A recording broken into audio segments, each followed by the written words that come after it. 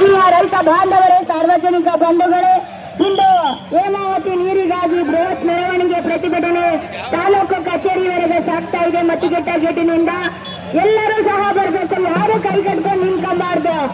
ನಮ್ಮ ಹಳೆಯೂರು ಆಂಜನೇಯ ಸ್ವಾಮಿಯ ತೇರಿನ ಹೆಂಗೆ ಮೆರವಣಿಗೆ ತಾನು ಬಿಡಬೇಕು. ಬನ್ನಿ ಬನ್ನಿ, ಎಲ್ಲರೂ ಬನ್ನಿ. ಬೇಕೇ ಬೇಕು ಹೇಮಾವತಿ ನೀರು ಬೇಕು, ಬೇಕೇ ಬೇಕು ಹೇಮಾವತಿ ನೀರು ಬೇಕು.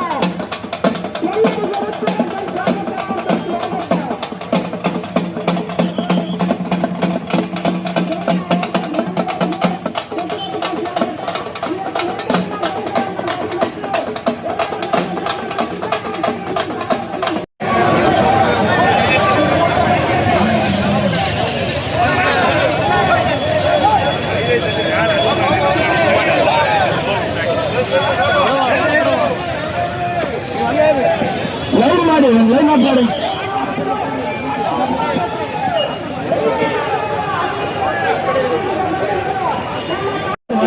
ಸೈಡಲ್ಲಿ ನಿಂತ್ಕೊಂಡು ಅಂಗಡಿ ನಿಂತ್ಕೊಂಡು ಭಾಗವಹಿಸಿದ್ರು. ನೇರ ರೋಡಲ್ಲಿ ನಿಂತ್ಕೊಂಡು ಭಾಗವಹಿಸ್ಬೇಕು. ನಿಮ್ಮ ಒಂದು ದಿನ ನಮಗೆ ಅವಕಾಶ ಕೊಡಿ. ನಿಮ್ಮ ಮನೆ ಬಾಗಿಲಿಗೆ ಹೋಗಿ ಪ್ರತಿನಿತ್ಯ ಇರುವಂತ ಸ್ಥಳ ದಯವಿಟ್ಟು ಯಾರು ಮಾತಾಡೋ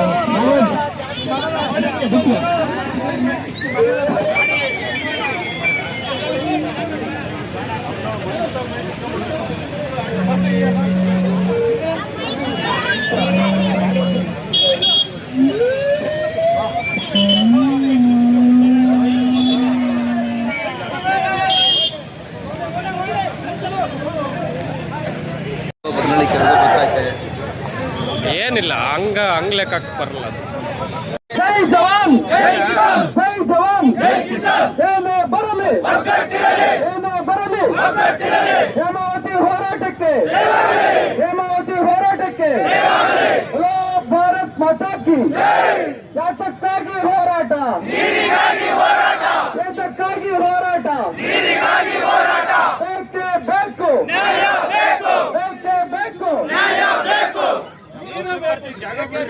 ಆತ್ಮೀಯ ಸಿದ್ದರಾಮಯ್ಯ ಏನು ಮುಂದಿರ್ತಕ್ಕಂಥ 18 ವರ್ಷಗಳಿಂದ ಹೇಮೆಗಾಗಿ ಕಾಯ್ತಾ ಇರ್ತಕ್ಕಂಥ ನನ್ನೆಲ್ಲ ನಾಯಕನಲ್ಲಿ ಹಿಂದೆ ಅರೆಮನೆ ನಾಡಾಗಿತ್ತು, ಕಾಲಾನಂತರ ಮರುಭೂಮಿಯಾಗಿ ಮಾರ್ಪಾಡಾಗ್ತಾ ಇದೆ.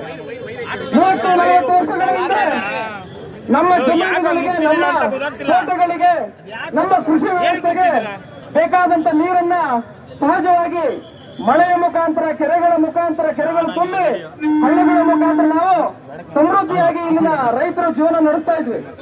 ಆದರೆ ಬದಲಾದ ಕಾಲಘಟ್ಟದಲ್ಲಿ ಏನು ಇಡೀ ವಿಶ್ವವೇ ಒಂದು ಪ್ರಾಕೃತಿಕ ವಿಕೋಪವನ್ನು ಎದುರಿಸ್ತಾ ಇದೆ.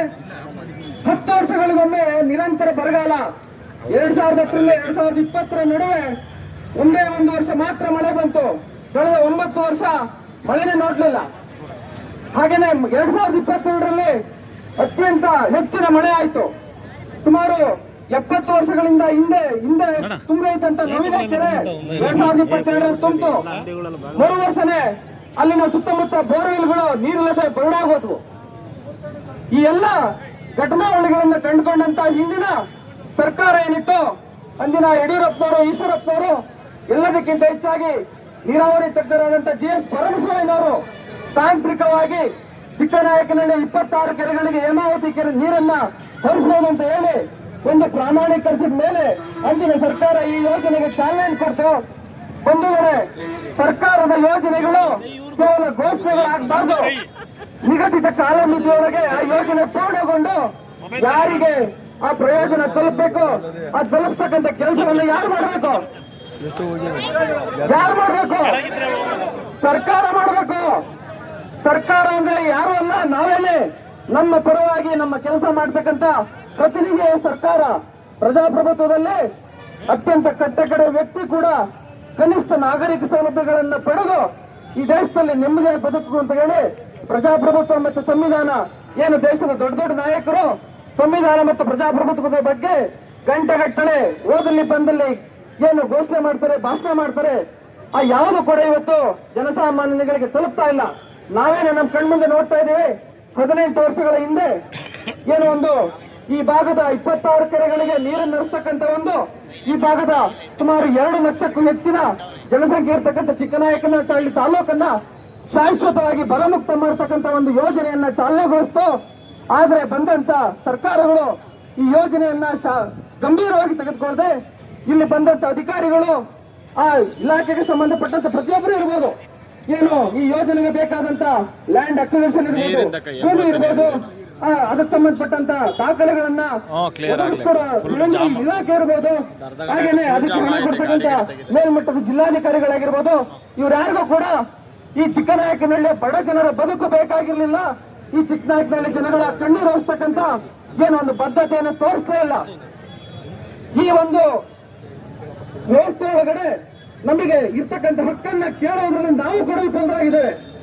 ಕೇವಲ ನಾವು ಏನು ಪ್ರತಿ ವರ್ಷ ಈ ಒಂದು ಹೋರಾಟ ಮಾಡೋದು ಕೈ ಬಿಡೋದು, ಹೋರಾಟ ಮಾಡೋದು ಕೈ ಬಿಡೋದು ಇಷ್ಟೇ ಆಗೋಯ್ತು. ಆದರೆ ಈ ಯೋಜನೆ ಸಂಪೂರ್ಣವಾಗಿ ಕಾಲಮಿತಿಯೊಳಗೆ ಪೂರ್ಣಗೊಳ್ಳಬೇಕು ಅಂತ ಹೇಳಿ ಕಳೆದ 2 ವರ್ಷಗಳಿಂದ ಈ ಒಂದು ಹೇಮಾವತಿ ನೀರಾವರಿ ಹೋರಾಟ ಅಂತ ಹೇಳಿ ಕೆಲವು ಯುವಕರು ಶುರು ಮಾಡಿದಂತ ಒಂದು ಹೋರಾಟ ಇವತ್ತು ತಾರ್ಕಿಕ ಅಂತ್ಯವನ್ನ ತಲುಪಲಿಕ್ಕೆ ಬಂದಿದೆ. ಬಂಧುಗಳೇ, ಕಳೆದ ಸುಮಾರು 3-4-6 ತಿಂಗಳಿಂದ ಆ ಒಂದು ಸಮಿತಿ ನಿರಂತರವಾಗಿ ಈ ಯೋಜನೆಯನ್ನ ಫಾಲೋ ಅಪ್ ಮಾಡಿದ್ರ ಒಂದು ಪ್ರತಿಫಲ ಇವತ್ತು ಯೋಜನೆ 90% ಪೂರ್ಣಗೊಂಡಿದೆ. ಅಧಿಕಾರಿಗಳು ಹಾಗೂ ತಹಶೀಲ್ದಾರ್ ಮತ್ತು ಎಸಿ ಅವರು ಹಿಂದೆ ಕೊಟ್ಟಂತ ಭರವಸೆ ಈ ತಿಂಗಳ 25ನೇ ತಾರೀಕು ಒಳಗಡೆ ಯೋಜನೆ ಒಂದು ಇಡೀ ಮಣ್ಣು ಕೂಡ ಇರೋದಿಲ್ಲ. ಯೋಜನೆ ಏನು ಪೂರ್ಣ ಪ್ರಮಾಣದ ಚಾನಲ್ ಇರುತ್ತೆ ಅದನ್ನ ನಿಮಗೆ ಯೋಜನೆಗೆ ನೀರು ಹರಿಸಲಿಕ್ಕೆ ಪೂರ್ಣ ಪ್ರಮಾಣದ ವ್ಯವಸ್ಥೆ ಮಾಡಿಕೊಡ್ತೀವಿ ಅಂತ ಹೇಳಿ ನಮ್ಮ ನೀರಾವರಿ ಹೋರಾಟದ ಮುಂದೆ ಒಂದು ಪ್ರಮಾಣೀಕರಿಸಿದ್ರು. ಆದರೆ ಇವತ್ತಿನವರು ಕೂಡ ಈ ಯೋಜನೆ ಪೂರ್ಣ ಮಾಡಲಿಲ್ಲ. ಯಾಕೆ ಅಂತಂದ್ರೆ ಮತ್ತೆ ಈ ರೈತರು ಕೂಡ ಏನು ನಾವೆಲ್ಲರೂ ಕೂಡ ಒಂದು ನಿದ್ರೆಗೆ ಹೋಗ್ತೀವಿ ಅಂತ ಹೇಳಿ ಅವರು ಭಾವಿಸಿದ್ದಾರೆ. ಆದರೆ ಈ ಜನರು ನಮ್ಮ ಬದುಕು ನಿಂತಿರದೆ ಈ ಹೇಮಾವತಿ ನೀರಾವರಿ ಮೇಲೆ, ಈ ಹೇಮಾವತಿ ನೀರಿನ ಮೇಲೆ ಕಟ್ಟ ಕಡೆಯ ಹನಿ ಹೇಮಾವತಿ ನೀರಾವರಿ ನಮ್ಮ ಈ ಭಾಗದ ಕೆರೆಗಳಿಗೆ ಹರಿಯೋದ ತನಕ ಕೂಡ ನಾವು ಇವತ್ತು ನಿಶ್ಚಯ ಮಾಡಿ ಬಂದಿದ್ದೇವೆ. ತಾಲೂಕು ಆಫೀಸ್ನಲ್ಲಿ ಅಹೋರಾತ್ರಿ ಒಂದು ಹೋರಾಟವನ್ನು ಮಾಡಬೇಕು ಅಂತ ಹೇಳಿ ನಾವೆಲ್ಲರೂ ನಿಮ್ಮೊಟ್ಟಿಗೆ ಈ ಒಂದು ಹೋರಾಟವನ್ನು ಆರಂಭಿಸಿದ್ದೇವೆ. ಈ ಹೋರಾಟಕ್ಕೆ ನಾವೆಲ್ಲರೂ ಕೂಡ ಕಟ್ಟ ಕಡೆಯ ಕ್ಷಣದವರೆಗೂ ಭಾಗವಹಿಸಬೇಕು ಅಂತ ಹೇಳ್ತಾ ಶಾಂತಿಯುತವಾಗಿ ನಾವೆಲ್ಲರೂ ಭಾಗವಹಿಸಂತ ಹೇಳ್ತಾ ನಿಮ್ಮಲ್ಲಿ ಕೇಳ್ಕೊತೇನೆ. ಚಲೋ ಭಾರತ್ ಮಾತಾ ಕಿ ರೈತ ಹೋರಾಟಕ್ಕೆ